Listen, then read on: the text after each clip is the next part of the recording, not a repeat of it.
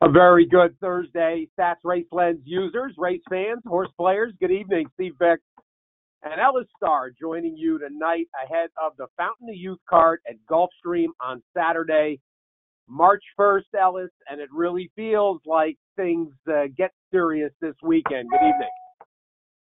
Good evening, Steve. Yeah, this is a fantastic card and a fast and firm card with, I think, very little chance of rain. And, of course, it really does start to feel like we're getting close. What is it, like 12 weeks to Derby, and the big races are now going to be coming hot and heavy.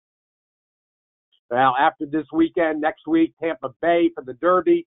I'll be in California for the San Felipe and the Big Cap. You got the Gotham. There was a number of movements today with horses making commitments in one direction or another.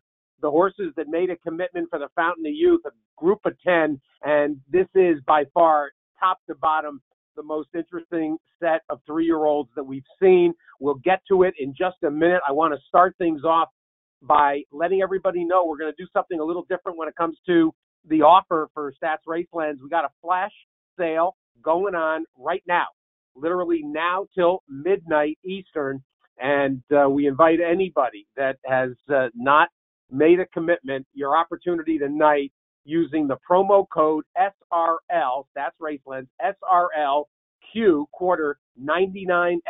SRLQ 99F, $99 for a quarter. And that'll give you March, April, and all of May.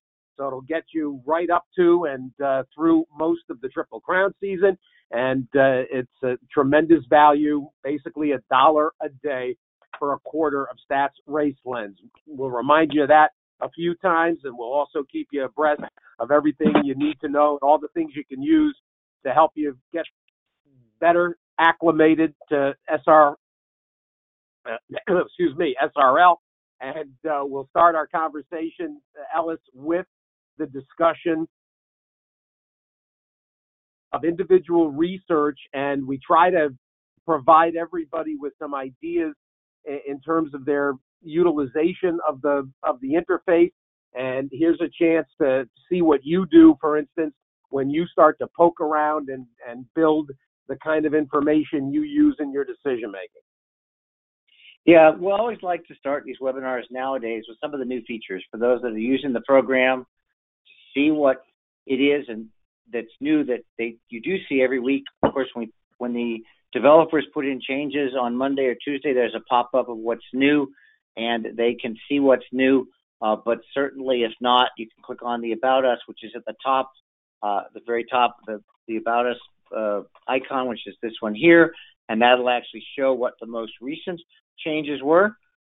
You can also go to the Stats Forum, which is through here, which has announcements every week of what's new. But a couple of the new things, and I'm going to actually just go down to the Fountain of Youth, for example. One of them is a feature that we added in PPs, and I'm going to use Good Magic just for the heck of it as an example. In the research, we call it research, which means statistics for those that don't know. And now, as my PPs pop up in a minute, and they're going to populate all the statistics. Of course, there's tons of people looking at Race Lens right now, so it may be a slight delay. It usually isn't this way right now, but let me get this going. Apologize for this. And get into the PPs. There we are. And I'm just going to go down to Good Magic, for example, and you can see right now, for those that don't know, it's white for a second or two with the little spinning circles. That means that it's being updated. So the updated statistics are coming right into the program. Takes about a minute. But in the meantime, just to show people, if I click on trainer's name to go to individual research, and the default is going to be there for Chad Brown, which in this case I believe is going to be Dirts and Routes and the last couple of years. And again, a little bit of delay.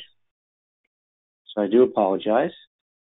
In the meantime, let me remind everybody that our next webinar is going to be March 29th, prior to the Florida Derby. So we have that to look forward to as well. Try and do them about once every month or 6 weeks. Of course, we're going to do one prior to the Derby and the Preakness and the Belmont. So this is the stat for Chad Brown past year, Dirts, Routes, 60 to 180. But the new feature is this. You could always click on a horse's name and see the lifetime PPs, but it used to be they were gray and the one that wasn't was black, but we've now changed that.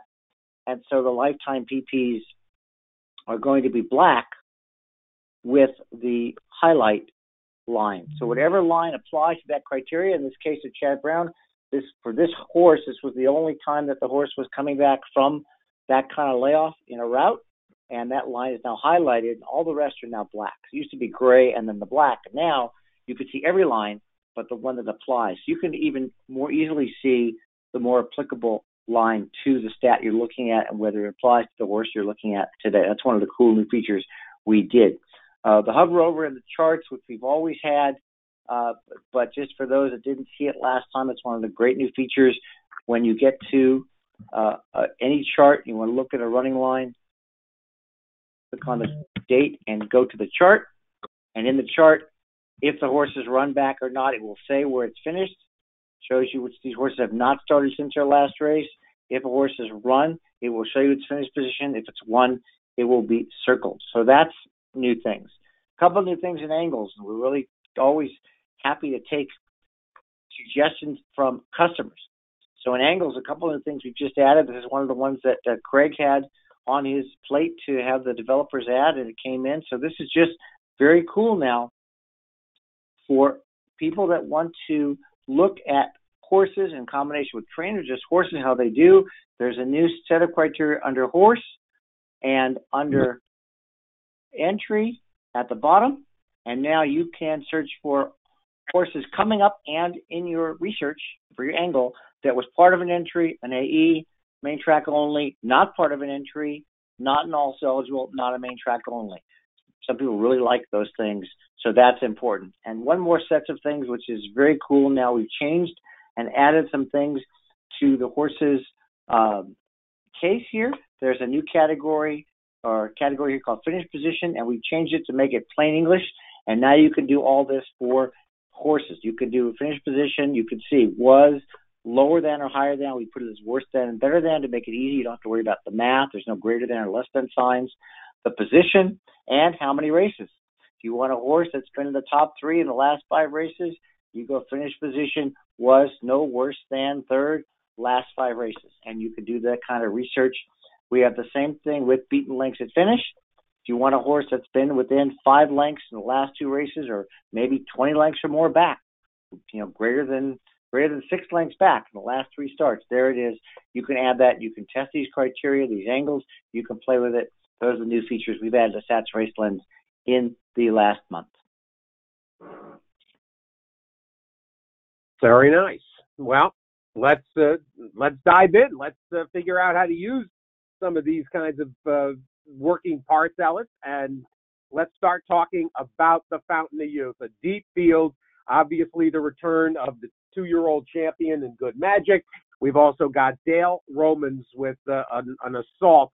3 very viable players scattered throughout the field. There's also some upstarts and some horses that are going to be stretching out around 2 turns for the first time, which gives us a feel when we look at the pace projector, gives us a feel that this is going to have an honest pace or maybe even more than that. Let's get into the Fountain of Youth. I'm going to do that. And I'm going to go to the pace projector, and then the subtitle of this webinar was also about customizing PP, so I'm going to show people why one thing works the way it does. We're going to kind of go back and forth. And, of course, I want to hear Steve's opinions as much as everybody else out there, too, so we'll do that. But let me start with the pace projector because it is very interesting. I always do this. I've said this on many webinars. I like to sort I handicap myself with the PPs, but I like to sort on running style to see if I'm right because perhaps if I think of a horse based on its PPs, especially these young horses, if most of their wins or all of their wins have been on the lead from start to finish, I want to know because if there's usually 3 or more, I kind of look to discount them or unless one's a lot faster than the other. And that's one of the things you do in these races. And as Steve mentioned, we have horses stretching out here, which we'll get to. So in this particular race, you've got 2 actually opposing forces here. According to this, 3 horses have an early running style. The 4 strike power, the 10 promises fulfilled, and the 9 machismo. And the projector has the 4 all by himself, by 110 to 104, about 2 or 3 lengths in front. and then being passed at the end by Good Magic in terms of probability, because Good Magic, of course, won the Breeders' Cup and ran very big in October, and he should be stronger as a 3-year-old in November. But when you look at the horse's PPs, now you have to consider those 3 horses individually. So this is what I did first in this race, is how I'm going to get to my analysis. Strike Power, absolutely an early horse. Ones all across. I like to call this a picket fence. When they're all ones, just looks like a picket fence from right to left. Both his races there. And then the 2 outside horses, which the running style projector said was true. In Machismo, he tried to get the lead here and didn't. He battled head-and-head and tired. Didn't get the lead here. And then he got the lead right after the start and opened up and drew off. That was a sprint.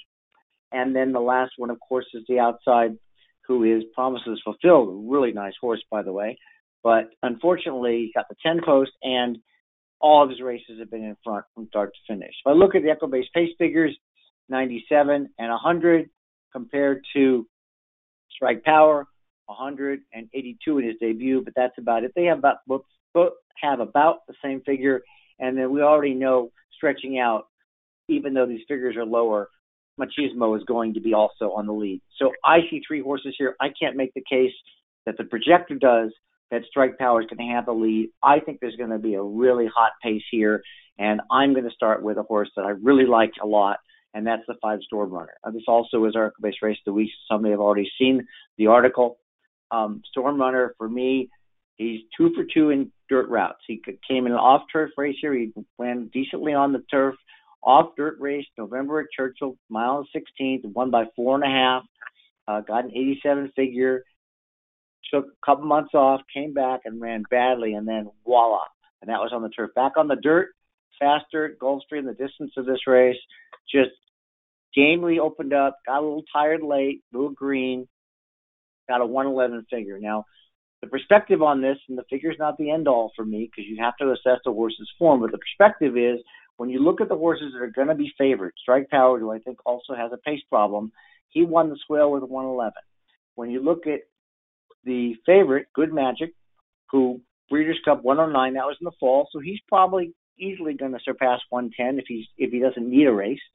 Those are the 3 best horses in the race, fastest on figure scale, and you've got this guy here who has the right style, who doesn't have the 4 months off as Good Magic does, and who is 2 for 2 on dirt off a great figure. Now, he could regress off it, no question, and Saez is, of course, getting off to ride Strike Power, who is agent, and he thinks is the better horse. But Storm Power, for me, looks good on all issues. One more thing that's very interesting for me, Steve, is that Roman's horses all worked, I don't know if they worked in company or not, but they all worked on February 24th. They all worked 5 furlongs. Of the 3, this was the fastest by far. It was 59 flat of his 3 horses, 4th best of 39. Don't know if he does it naturally because his other works were fast before, but you see 4 furlongs, but not 5 furlong works in sub-minute. And so that's interesting for me. I'm not going to completely knock Good Magic, and I'm a little concerned about layoff into a route, but when you look at a guy like Brown, who we're just looking at again, just to say who trainers you can do this with and not, Brown, last 2 years, dirt route, 60 to 180, 13 for 39. I mean, that's a 33% win rate at 60 to 180. He's also great for 90 to 250, which I also have a separate one, don't need to get into, but he certainly can get his horses ready. By the way, as a side note, this kind of statistic was what led me to pick Bravazzo in the Risen Star as our Equibase Race of the Week and America's Best Racing a few weeks ago, because Lucas, and I found the stat we were talking about before we went on air, Lucas overall for the last 2 years in routes wins 11% of his dirt routes. But in his dirt route second off a layoff, he was 8 for 34, which is 24%. So something about second off a layoff for Lucas, maybe it's just the horse's natural progression second off a layoff. But that was significant. Other horses, of course, I can't knock. Free Drop Billy, 5 of 6, first or second in his career, excluding the Breeders' Cup, second off a layoff. His figure's a little low, so he's going to need to improve quite a bit, but he can. Gotta Go, who ran second to Strike Power when Strike Power had an easy lead. And he's going to get a different scenario today. That was a decent figure. He's also second off a layoff. He's a horse I'm absolutely not going to leave off my exotic tickets. I might make a small win bet on him. Marconi, he's a half brother. For those who don't know, the Mucho Macho Man. I liked him a lot in the Withers. He just kind of gawked out of the gate like he usually does. One of these days, the light bulb's going to go on, and he's going to run big. But you got Fletcher and Castellano at 8-1, and the last is He Takes Charge, and he's coming off a maiden win. We can still make the jump from maiden to stake off a 99 figure and a great improving pattern here for Cassie, and I think he's kind of interesting as well. So when we get to the pick four, if we do, I'm going to go 6 deep. I'm not going to let anybody beat me in this race, but my top pick, without a doubt, is going to be Storm Runner, Steve.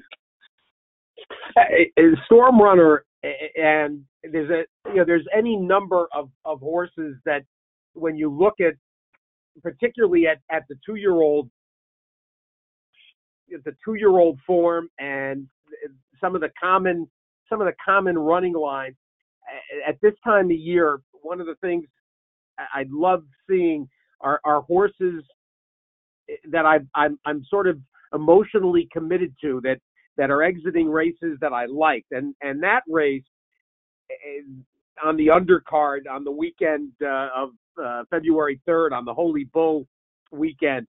That race with Storm Runner and Mississippi, and if you remember, Mississippi had been drawn poorly in the Holy Bull, and so Cassie opted for the Sunday allowance race, and that was this race. And Storm Runner jumped up in his second start as a 3-year-old and really made considerable progress. And of course, he's yet another one of these horses we're seeing at this time of year that started out as a turf horse and is actually proving out as a better horse on the dirt. And we'll talk about He Takes Charge on this topic too, a horse that Cassie started on the grass at Saratoga in some very elite company and has really found himself in these 3 races, December, January, February, on the dirt and has been advancing the whole time. And these are horses that are going to get their chances on the dirt. And that race with Mississippi is to me, a standout race. It's absolutely as good, almost as what you saw from Audible and Free Drop Billy the day before in the Holy Bull. And one thing that you do see that you should really take notice when you're looking at beaten lengths and looking at fields and the way they separate, when you see horses like Audible and Free Drop Billy that are 6, 7, 8 lengths clear of third, that's usually the sign that the horses up on the front end of the chart are quite good. And you have the same scenario here where Storm Runner and Mississippi absolutely distance themselves from a good field behind them. And that's usually indication that these are serious horses. And Mississippi is pointing for the Rebel, so you can watch for him in a couple of weeks at Oaklawn. But I absolutely agree that if you want to go find a price or two, horses like Storm Runner and He Takes Charge, they're going to have terrific mid-pack and just off the pace type trips. And that's what I want too, Ellis, as you pointed out, when you look at the pace projector, when you see those horses out front, the horses that are stretching from 6 and 7 furlongs, Machismo and of course Strike Power. When you see horses like that, you're guaranteed that the pace is going to get prompted. And there's every indication when you fold in Promises Fulfilled, I don't see what Irad Ortiz can do except go forward, and he's going to prompt as well from the outside. So I agree. When you want horses that are going to be tucked behind the speed and horses that are going to be coming from, at the very least, from the mid-pack range. Gulfstream, not a great track to close from the clouds. I really have nothing clever. I think you pretty much cornered this. I'll key off of Good Magic, who I have to respect the way Chad Brown brings the horse back. He's only going to make 2 starts before Derby, and so you better believe that Chad Brown will have him ready to go. Free Drop Billy, other than the Breeders' Cup, the problematic trip that he had, and a little inexplicable, frankly. There's never really been an excuse or a way to figure out why why he didn't run better in the juvenile. But other than that, he's done everything that Dale Romans has asked. Price-wise, as we just touched on, I definitely want Storm Runner, and I want He Takes Charge. Another step forward from He Takes Charge, saving ground every step down inside. He makes a lot of sense to me. The horse that I am intrigued by was Marconi, and I like him when we get to 1 mile and an eighth. But I find this a little strange that Fletcher is backing him up to 1 mile and a 16th. He's a plotting type, and typically that hasn't played well at Gulfstream. In this scenario, you do need a turn of foot, and I think maybe you wait for Marconi when he runs back again at 1 mile and an eighth in his start after this. I kind of liked him coming into the Withers, and I didn't see much finish, and I don't see why bringing him to South Florida right now. This has never been a great gambit either, bringing a horse from the cold weather into the warm. So I'll wait on Marconi. Let me talk about So I was going to just say about Marconi, I think I see what Fletcher's doing here. You've got a horse who's not great out of the gate, who probably doesn't train that good, and you're going to race him into shape. Rather than give him another race at New York when you never know how the weather's going to be, this could be just 2 sprints into the Florida Derby or 2 sprints into the Wood. That's the only reason I could see him. Yeah. If he gets points, he gets points. But he's going to be gunning for whatever that next start is for the 50 or 100 points for the winner. Well, and agreed, because the Gotham, with the Gotham next Saturday, it's a turn back to 1 mile. That's not going to do him any good. I mean, I agree that he wants to keep him around 2 turns, but if he's let's say mid pack on Saturday, there'll be people that'll immediately kind of write him off. I would not do that. I would look for him when he goes back to 9 furlongs. This is a terrific group, and there's horses in here, that are going to be 6th, 7th, and 8th that are nice horses. This is one of the interesting parts of this. I mean, we'll see about horses like Strike Power, who I get the sense is a 1-turn horse, but you understand why Hennig is going to give him the opportunity. That Ron Paolucci, who bought Machismo, that Paolucci is going to do everything he can to get him to the Derby. But I think ultimately he'll prove out as a 1-turn horse as well. It got to go, as you mentioned. He's a wild card in here, and I am curious if Ian Wilkes learned much from McCracken, and because there's already a bit of a McCracken look to this horse, and we'll see. Back out 2 turns if it's gonna end up being that he's a horse that wants elongated sprints, 7/8 and a 1-turn mile. That's the hint that I'm getting from him as well. So let's look for horses that are proven at this 1 mile and a 16th distance, and that are going to sit behind the speed, because I think that's the trip that you're going to want. I agree completely with this one. Now, got to go. One comment was interesting that I just noticed back here. He won the 1-turn mile Street Sense in his 3rd start, and I forgot the time he beat Bravazzo. So there's something interesting to note as well in his path. That was 1 turn, though.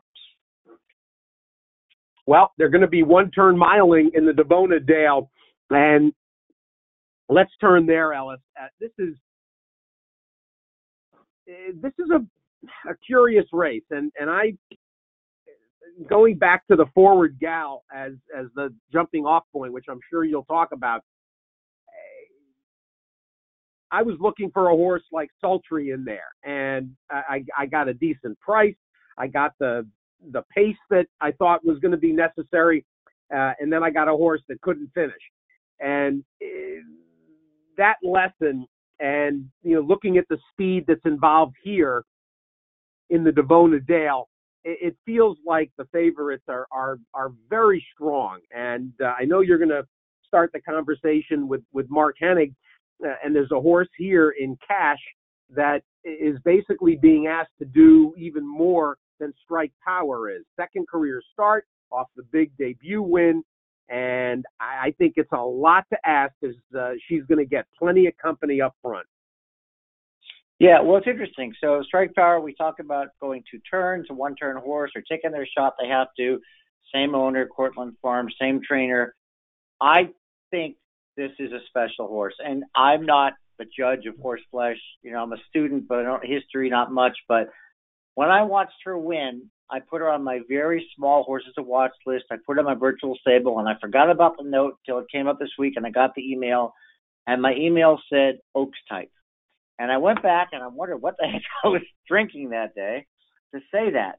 And I watched the race, and this is what's great. First of all, there's always the triangle for those who don't know that indicate trouble. Now, she won the race. So you wonder why a horse that wins would get a trouble indicator. Well, I'm going to show you why. Because this horse, in her debut, had significant – luckily, you don't have to use a head on here because you'll see in this image, she's in the 2 here. She's going to take a side step to the right and bang the 3, and then the 1 is going to pinch her back, and she's going to start out basically last of 12 at the what they call the gate call, which is the first few yards out of the race. There she hits 1, then she gets cut off, turns her head sideways. From this point forward, Steve, she's doing everything on her own. She's not a horse that's freaked out. She's running comfortably. She's going to get up, and what she's going to do is she's going to come inside the 3. And young horses, particularly young fillies, don't do this much. They don't sit there on the rails with a horse in front and 2 horses next to them, and they don't panic. And she didn't panic. This filly on her own, without any real movement from Castellano at all, is going to get up in there abreast of these other 2 horses. She's going to wait. He's going to find the seam between the 3 and the 1. He's going to move out. She's going to open up. She's going to get green and drift. He's going to have to give her a couple cracks to keep her mind on it, but she's going to win. I couldn't call it ridden out because it wasn't. She was driven, but I was really impressed by this after the start and this. That's why I'm really high on this filly, because she is still running 1 turn. She's running another furlong. Her Equibase figure, I'm going to admit, we talk about figures. Her Equibase figure is far afield, 86 of what the stakes horses in here run, which are 92, 95, but they're not that far. There's no hundreds in here except for Fly So High, which we'll get to in a second. So at the end, she kind of drifts in. She wins fairly easy. I think she's going to move forward a ton off of it. Now, what's really interesting about this race, I've got this key race indicator set up to circle it. There's other formatting people can do. We've talked about it before, but it tells me that more than 1 horse won in the race. You already see 1 here. I want to see how productive the race was. And this race, don't forget, was only 5.5, 6 weeks ago. Well, Cash is coming back. The second horse didn't run yet. Romantic Moment came back to win and improved from a 71 to a 92, going 9 furlongs on the grass. The next one finished 6th. Coach Rocks came back and went from the Cash race to a 69 to a 90, winning off by 8 in a maiden special. And then you go down a little bit, didn't run, finished 5th. Didn't run. And the last one, this one dropped to a maiden claimer to win, but still went from 46 to 64. So you've got a key race with multiple winners in which most of the horses have not come back on horses improving. I like the fact Castellano's riding back. The breeding, of course, screams 2 turns as well. Distorted Humor of Giant's Causeway in there.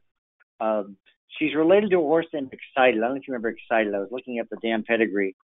Wait Till Dawn, I believe, is a half or a full to Excited, who was a Giant's Causeway that won a couple 100,000, retired early for Chad Willard Godolphin a few years ago. So anyway, she's 6-1. The morning line maker thinks she's good, had a shot. I can't argue with Take Charge Paul, second off the layoff. Don't need to really talk her up much in this case. She can run back to the 96, second off the layoff, so she's got a good race to run back to. Sultry, you mentioned she couldn't finish, but second off the layoff, she might run better. And she's 8-1, so that makes up for a lot of my concerns. And the favorite, well, before I get to the favorite, This is a horse I'm betting a couple bucks across the board on, Alter Moon. This is the same horse we just talked about, similar in the Fountain of Youth with the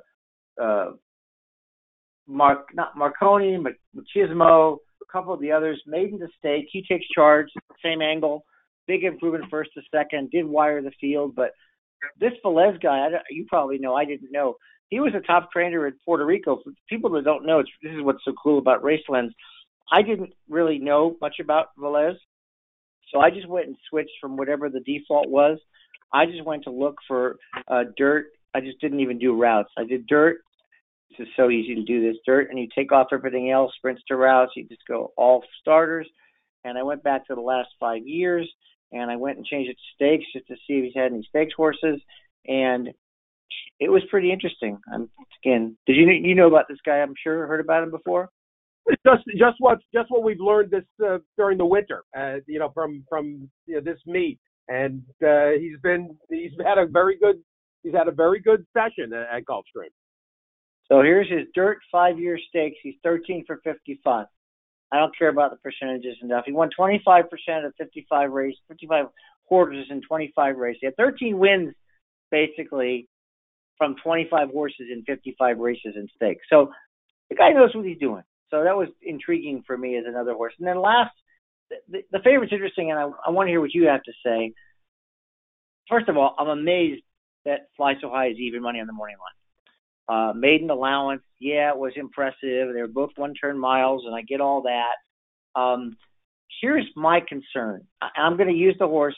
I'm not going to get beat on the pick 4, but I'm going to try and beat Fly So High every other way. Here's my concern. I showed everybody and you Cash's race with the 3 horses that came back to win.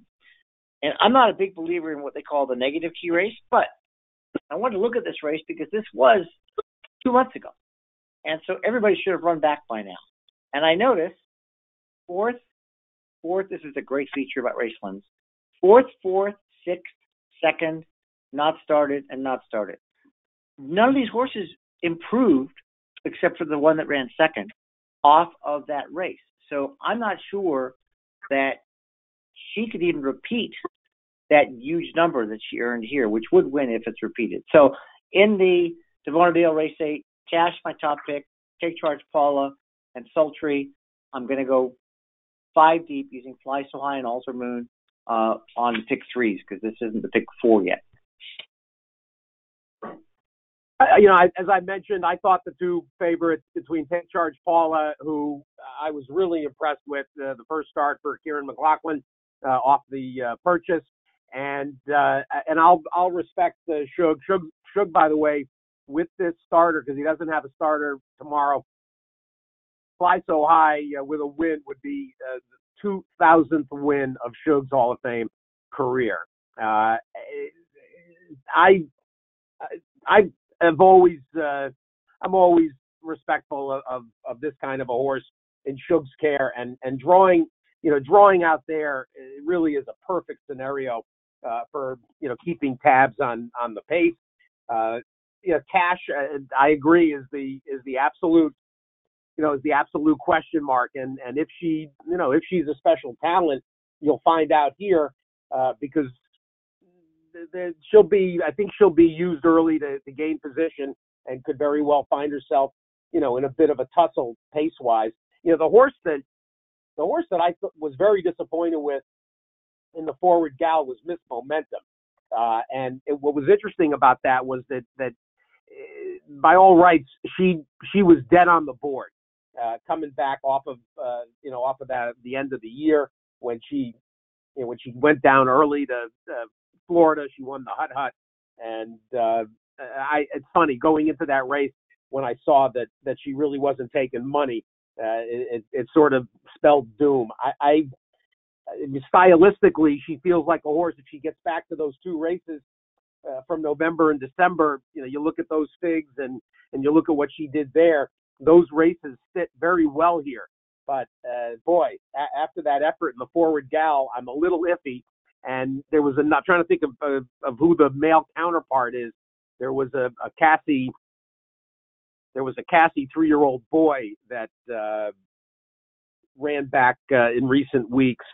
off of a disappointment to start the year, and was equally disappointing. So I got a big question mark next to Miss Momentum, and you talk about not wanting to get beat. I would not want to get beat by her just because I really kind of like the way she was coming into that forward gal. So I think ideally you can, hey. So go ahead. No, ideally I would like to get away with Take Charge Paula and Fly So High as A's and Cash as a B, or depending on the rest of the sequence, maybe even a third A as well. I mean, if she's special, you don't want to miss the boat in this spot. I mean, this is always an important race, the Davona Dale. This is always a good indicator of a quality filly going forward. Yeah, and about Miss Momentum, real quick, I have a cliche I use once in a while, and it applies here, is you can't get there from here, you can't get, you could say it either way, you can't get here from there. And I can't make the case that a horse that was 6 out of 7 beating 11 is going to win this race, unless she had trouble. So I have no problem tossing her, even though I agree with you. We'll stick with one turn. Let's talk about what turned into a real curious group in this Gulfstream Park sprint. And there had been a potential for Mind Your Biscuits to use this as a prep for the Golden Shaheen. Instead, Chad Summers is going to pass and just train up to the Golden Shaheen. I think it's a long way to go to get beat by Roy H. The group that came together here is really different. There's some new faces. There's some old faces. There's some, I think, some turn back. You got the return of Favorable Outcome in here. There's a lot going on, and Stats Raceway is a terrific tool for a lot of the things that are happening here. Things like the route to sprint turn back that we're going to see from Richard the Great and Mr. Jordan. And then you've got the layoff return stats to look at for a horse like Favorable Outcome. You've got a horse coming off the claim of all things for Brendan Walsh. He took a $75,000 swing on Extravagant Kid. Classic Rock kind of runs by appointment, but certainly Kathy Ritvo. Kathy Ritvo's been starting horses selectively at the meet. She's 3 for 8. There's a lot to talk about here. There is a lot, and similar to the Fountain of Youth, where the first thing I did was look at the PPs first, and then kind of validated it with the pace projector and the running style. In this case, the first thing I saw was the running style, and I see this 11 horse Rock and Fellers on easy lead, and at 6.5 furlongs, knowing he's already got the outside post and looking at his PPs, which we'll get back to, I can absolutely buy this scenario. And even though when you sort on projectors, it shows Richard the Great, Unbridled Outlaw, Classic Rock as early, and then the early pressers, which are going to be Favorable Outcome, Mr. Jordan, Sweet on the Ladies.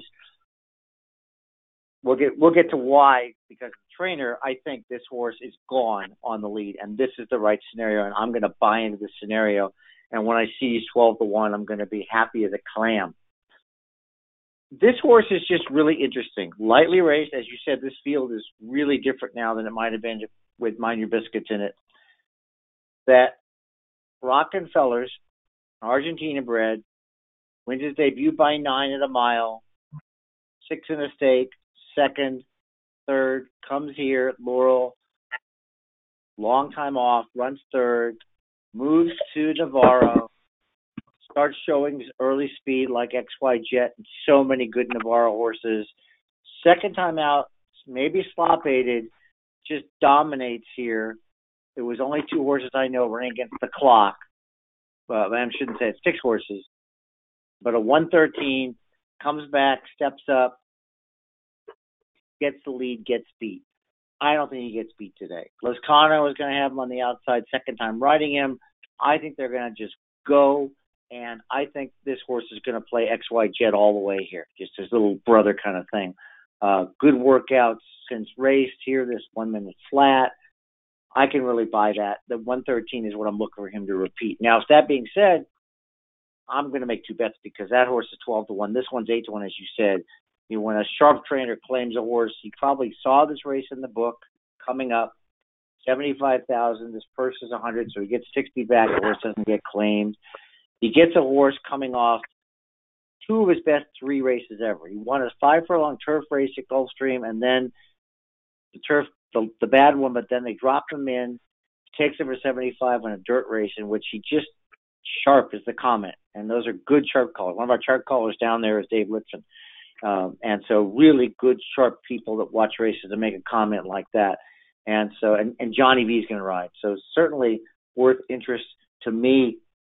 Also, by the way, this horse, even though he was in for a 75 tag, I was looking back at his career because I saw 3 wins in 10 races at Gulfstream on the dirt. And I'm looking back, I'm not seeing him. And lo and behold, and again, I don't pay attention much. I go back and I look here, and he was second to Morning Fire in the 2016 Spectacular Bid as a 3-year-old. And then Imperial Hint. And then you see here, beats Bulldozer in an allowance race at Gulfstream West in the fall. And then, of course, he goes a little off form. And then he comes back, but he hasn't run that bad.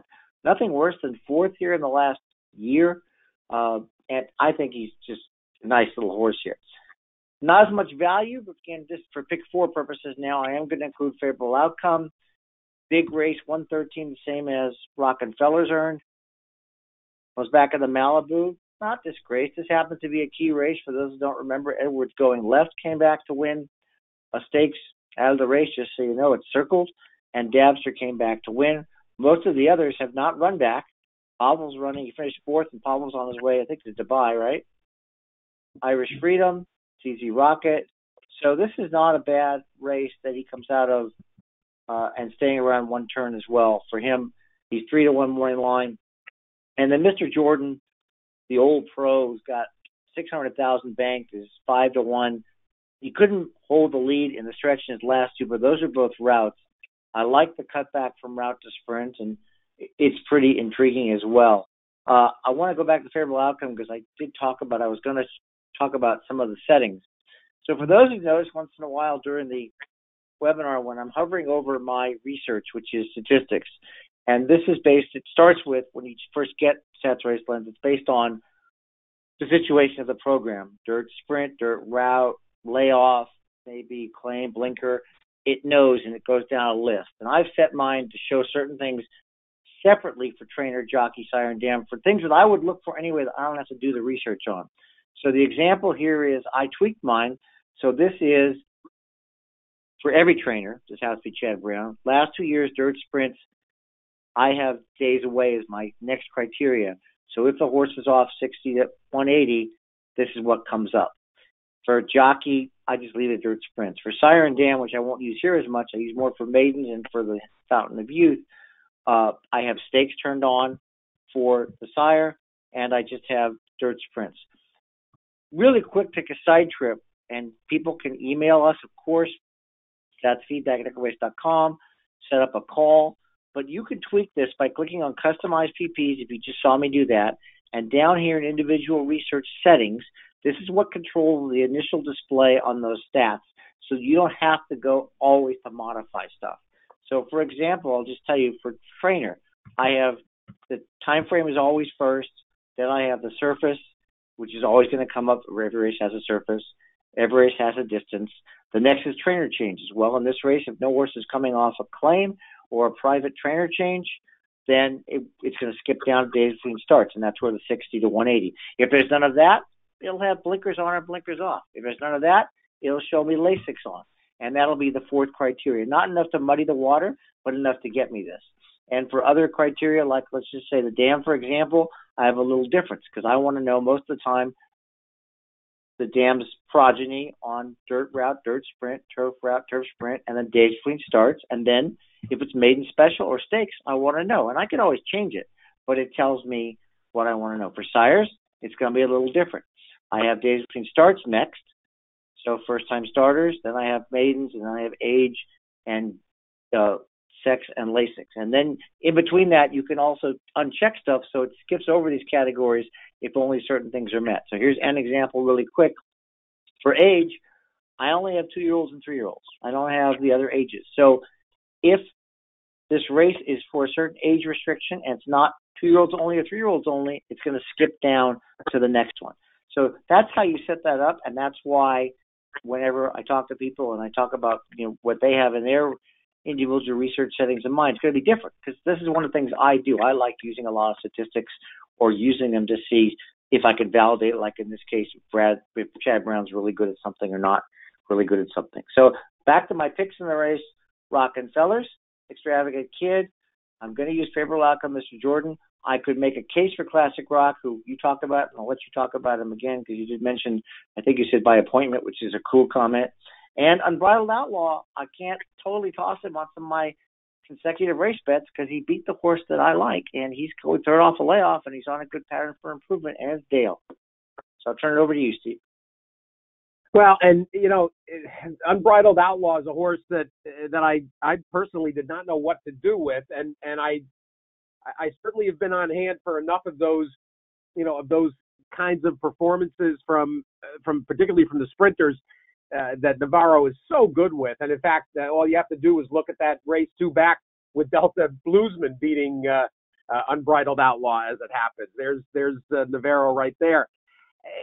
I'm focused, however, on the turn back in here. And Mr. Jordan has had a lot of opportunities and has done a lot of different things. Eddie Plisa has kind of tried him in a lot of spots, and the 1-turn mile is particularly at Gulfstream is something we've seen him in a lot of those, the House Hope and the Hooper type races. This scenario, if there is going to be any kind of a collapse at all, this really suits him. And he's a horse that, when cutting back to this kind of a distance, the 6.5, to me, I love these turnbacks, and I'm also going to look at that Richard the Great as well, the Stanley Gold, who's taking blinkers off and turning back. I'm a sucker for this type of horse, and there's just too many horses interested in the front end and being part of the pace that preclude that a horse like this, who can stay in contact and finish, a horse like this is invaluable in this scenario. And I actually have not. What do we have for a morning line? I've not seen the morning line on this. Mr. Jordan is 5-1, and Favorable Outcome and Richard the Great is 15-1. Favorable Outcome is 3-1. Now, those three, all three of these are going to have trips that are going to give them a chance to pick off the pace setters, and I've got no problem with using a horse like a Rockefellers as the horse that's going to have to be reeled in, but I want to feather these three horses, the 965. I want to feather them around because they're all going to be running, and in particular, if you go back to last year and you look at what Chad Brown did when he brought Favorable Outcome back as a 3-year-old to win the Swale, it's an identical scenario to this. And he's a year older, and this is a maneuver that Chad Brown certainly is adept at. You got close to a 30%, 30% numbers when it comes to the layoff, and that this horse is going to come back running. So I like your scenario, and I have no problem trusting Navarro to run big, but there's a lot of speed here, and I've got to have horses coming from off it. It's interesting, that's what's it. I mean, when I take a stand on pace, same as you and same as most of our listeners, we live and die with it. I mean, if the horse breaks slow and you think he's going to wire the field, that's it. No second chance. This is a very fun group. They're going to there's going to be a horse. There's potential for a horse or two, and that's why Stan Gold is a guy that I just think the world of. A horse like Richard the Great, you mentioned Extravagant Kid off the claim. There's some horses in here that could make a name for themselves in this spot, and with the sprint division is always ripe for emergences. You think about a horse like AP Indian a couple of years ago, and horses like Limousine Liberal of Ben Colbert. I mean, this is the right time for horses to pop up. We're going to zero in on the McDiarmid and close out our conversation. I want to remind everybody, SRLQ 99F, SRLQ 99F, and that is a flash sale till midnight tonight. Take advantage. $99, basically $1 a day, unlimited subscription offer.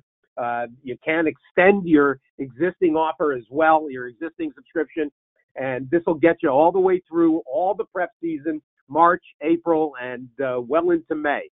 So take advantage of this. A great opportunity, and as mentioned earlier, Florida Derby week will be our next get-together, and that would be on the 29th, and I'm going to mention already, I think I'm going to be traveling on that 29th, Alice. I think I'm in the air on the way to Arizona the afternoon of the 29th.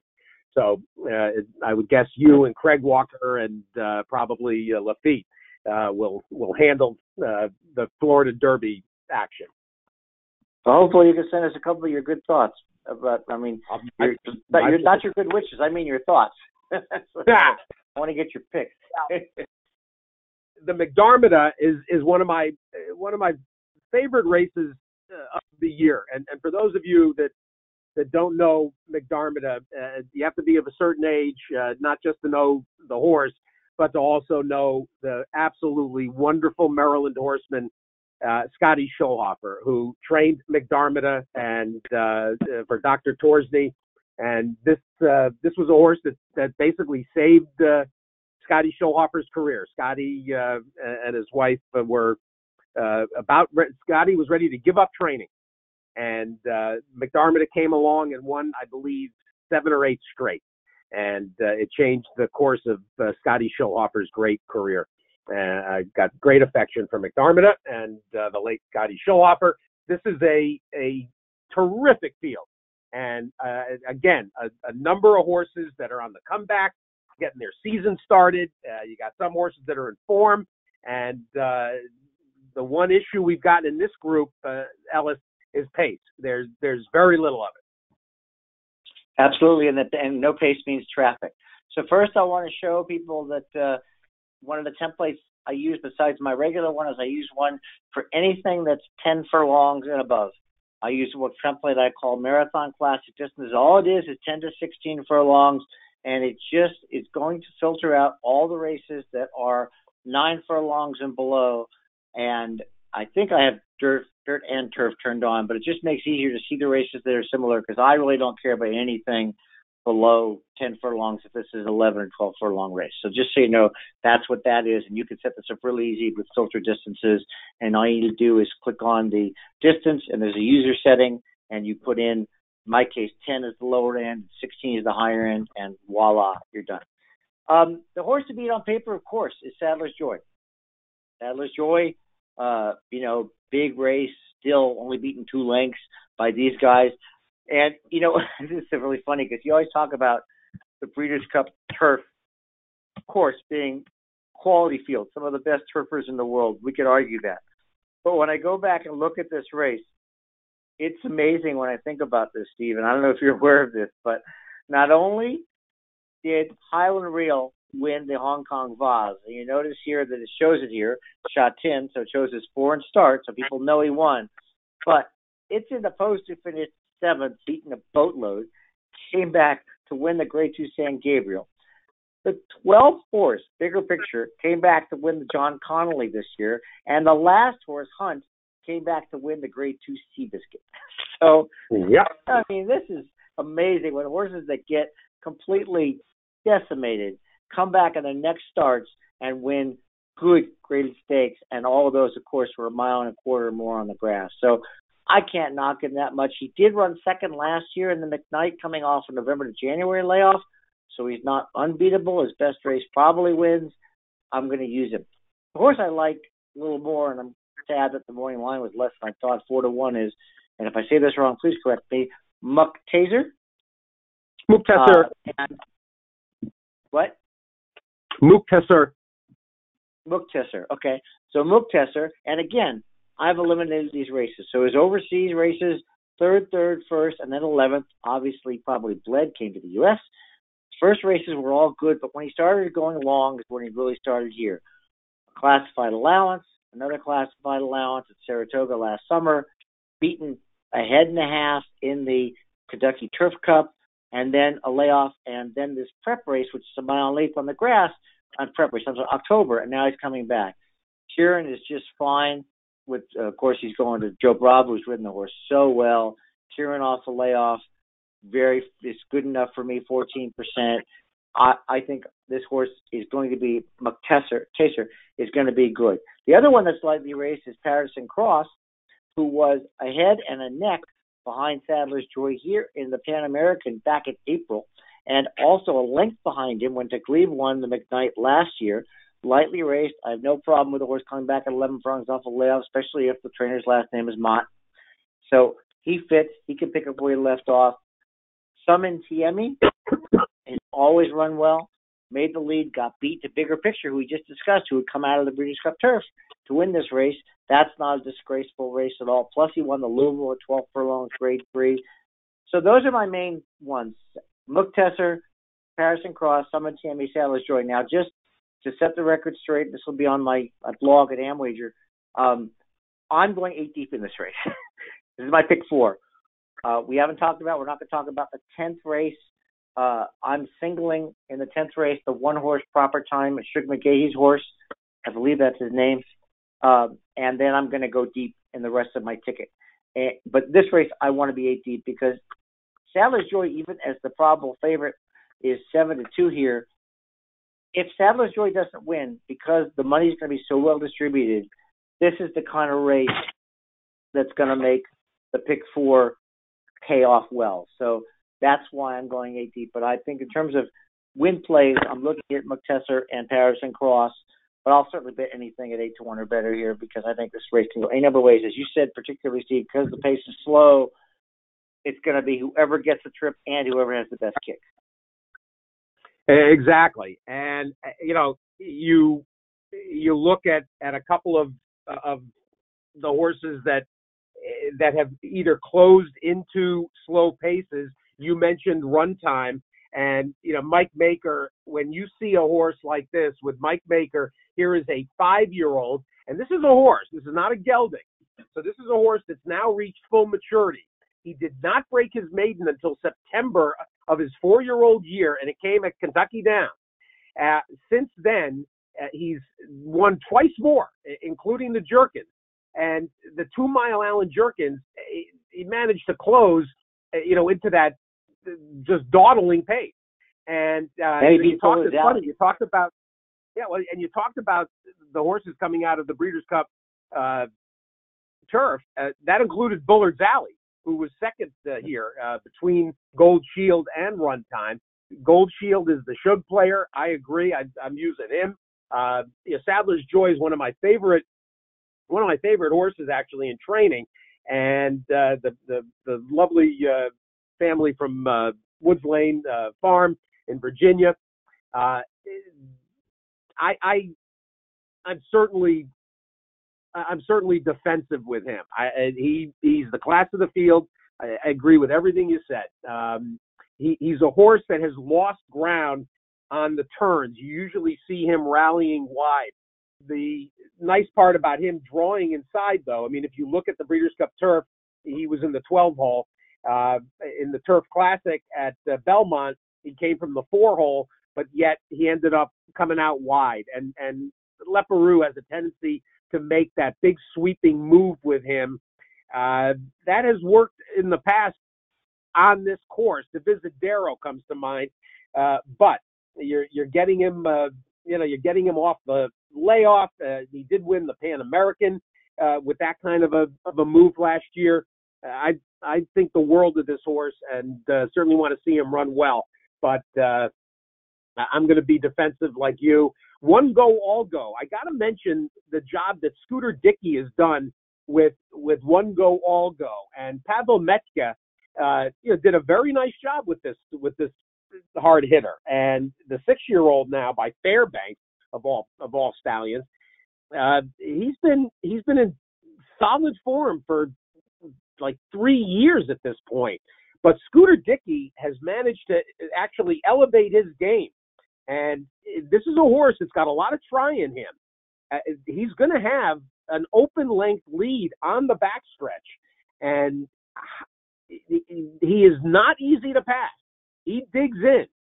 And I don't know if he can stay on to win, but he can certainly stay on for a share. So I made it 1-6-3-10, but I certainly respect Oscar nominated out on the outside for Maker as well. You mentioned the McPeak horse who just missed in the John Connolly. Patterson Cross has every right to come back running as a 5-year-old for Jim Karp and Bill Mott. You got Chad Brown, who you're going to want to gouge your eyes out if Chad Brown beats you here with the second-time North America, the 7-year-old. So this is a really nice group for the McDiarmid. And I'll mention Nessie too, who was in that photo or blanket finish with Oscar nominated and Bullard's Alley and Gold Shield. They were all there in the McKnight this year. And Nessie here opens at 10-1 with Castellano getting on as Left Baruch gets off to ride the horse you just mentioned. Left Baruch gets off to ride Sadler's Joy. Well, Castellano gets on. Well, Castellano rode the horse here. We lost by a length in the John's Call, which is 1 5/8 on the grass. So here's another one that has a shot. So like I said, I made a choice. Like I said, in that first leg, I'm going with that. His name, the one horse, Shug's horse in the 10th, and I'm going 8 deep in this one, and then 6 deep in the Fountain of Youth. So if I'm out, I'm out in the first, but I want to have as many as I can in the McDiarmid. Well, it's a fun card, and we didn't even get to, not that we planned, but knowing how much we had to talk about. But you look through the rest of this, in addition to what we've discussed, there's the very one early on the card for the fillies and mares going a mile at 3/16. You got the mile race, the Sand Spring. You got the boys and a very nice group of 3-year-old boys going the mile and a 16th in the Palm Beach as the road to the American turf gets going, and things like the Belmont Derby. And you got the Here Comes the Bride. So a terrific grass card in particular, plus the always fun 3-year-old scene, the Davona Dale for the girls and the Fountain of Youth for the boys. Reminder again, SRLQ 99F till midnight Eastern, flash sale. Take advantage. Back with you again March 29th. I mentioned I probably will not be with you, but certainly Ellis and maybe Dan Torjman and Latif Ben Kai, because I'm sure he'll be broadcasting the Florida Derby with NBC. So a lot to look forward to. Follow Ellis, Uber Capper, and make sure to follow Stats Raceland on Twitter. Take advantage of the chat. If you have any questions, the entire staff, the development team, ready for your suggestions. They'll help you. If you have any questions at all, take advantage of the Stats Raceland's angle of the day, and have fun. Use every tool at your disposal. It's really the most comprehensive tool of its kind around handicapping. Ellis, best of luck this weekend, and we'll catch up soon. Thanks, Steve. Good luck to everybody. And for those that didn't make notes, we'll be posting these pics on the Stats Racelands forum, which is free. And, of course, it's accessible by clicking on this icon right here. Good night, everybody.